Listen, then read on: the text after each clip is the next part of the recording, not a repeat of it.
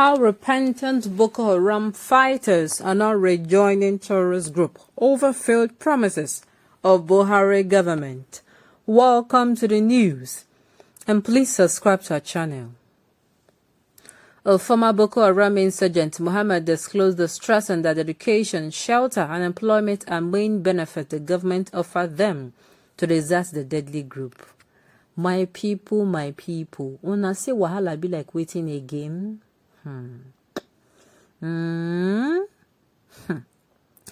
What do you think will happen after this? Please follow me so that we are going to find out.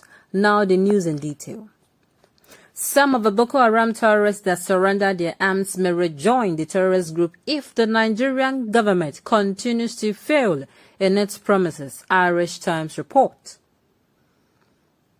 A former Boko Haram insurgent, Mohammed, disclosed the stress in that education, shelter, and employment are the main benefit the government offered them to desert the deadly group.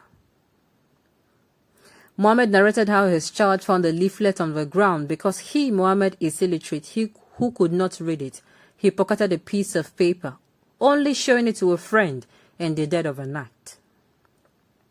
The 42-year-old commander said the terrorists like him were being encouraged by the President Muhammad Buhari government to surrender and that the Nigerian authorities would not kill them, but would give them a place to live and training that would help them start a small business. He further revealed that he was tired of a life of violence and convinced dozens of others to defect with him, swearing on the Quran that they will all be safe. His wife was one of the hardest to persuade. Even if I get killed, my children will not get killed, he told her. Eventually, 41 people escaped together. In the 15 months since, the same path has been followed by thousands of other so-called repentant Boko Haram fighters. Irish Times said in Maiduguri, the capital of Borno State, which is the besieged northeast Nigerian city known as the birthplace of the Islamic terrorist group. Mohammed was exhausted with teary eyes. He narrated in the docks that insurgents have blown up power lines and the city had no electricity for almost a year. Over the last few weeks, 10 of Mohammed's group of escapees have left again for the bush, prepared to rejoin the militant group they had sworn to break from forever. Their reason, he said, was that the Nigerian government is forcing displaced people out of the camps that have been a fixture of Maiduguri, leaving them struggling to survive and taking care of dependents. Roughly 200,000 people out of northeast Nigeria's estimated 2 million displaced, as well what Mohammed said about 200 former Boko Haram fighters have been instructed to leave by the end of the year. Many civilians said the regions they fled over more than a decade of war are no longer safe for them, and they are frightened they will be abducted or press-ganged into joining militants. For Mohammed, the closure of the camps where he lived with his mother, 2 wives and 14 children is a sign that the authorities cannot be trusted. I do not like to keep people, but because of the fake promises of the government, I want to go back, he said. A spokesperson for the governor who ordered the camps emptied denied former fighters were living in them and said, I really do not know what is really special about the accommodation issue. I think the most important worry for the repentant was safety after surrender. Like many others who have surrendered, Mohammed disclosed he initially joined the insurgent because of a lack of employment. Boko Haram fighters hired him to buy goods for them, paying good money. Becoming a member meant his family would be provided for, but when he got away, he was so happy, he says. Boko Haram, which has killed tens of thousands of Nigerians and once controlled territory the size of Belgium, is now split into factions, the most powerful of which is Islamic State West Africa province, ISWAP. ISWAP is aligned with the so-called Islamic State and was involved in the May 2021 death of Abubakar Shekau, the leader of the other major faction to which Mohammed belonged. 2 years after his territorial defeat in Syria, IS continues to retain influence in pockets across Africa where poverty, corruption, a sense of injustice, and a lack of functioning government institution can make it easy to recruit.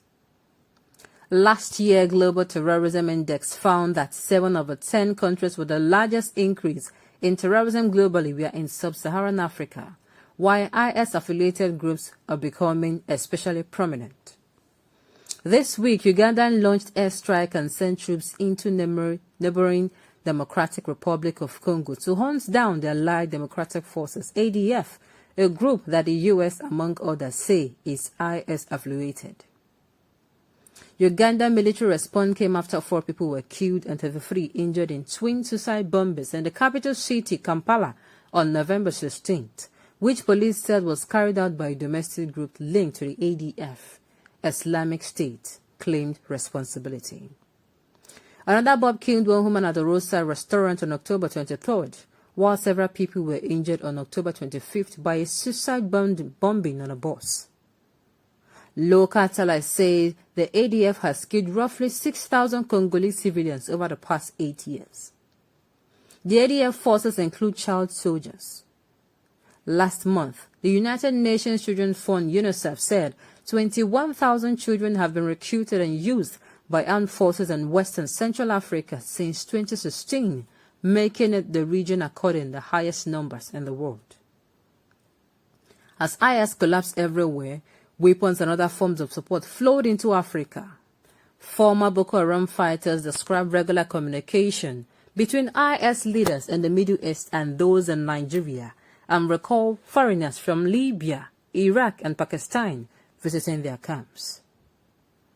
Boko Haram's name roughly translates as Western education is forbidden. The group is infamous for its attacks on schools, including the April 2016 abduction of hundreds of schoolgirls from Chibok, which sparked the global social media campaign, Bring Back Our Girls.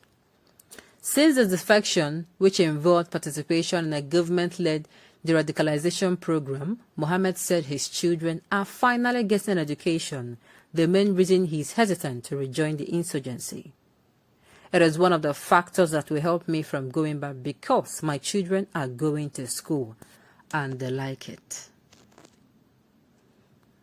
You know, sometimes if a story is well crafted like this, you know, it appeals to your human size and you want to see beyond. You want to see what is really wrong with these people. Because tell me, what is really budging in my head now that is giving me red alerts now is, but these people have had people in the north that were president.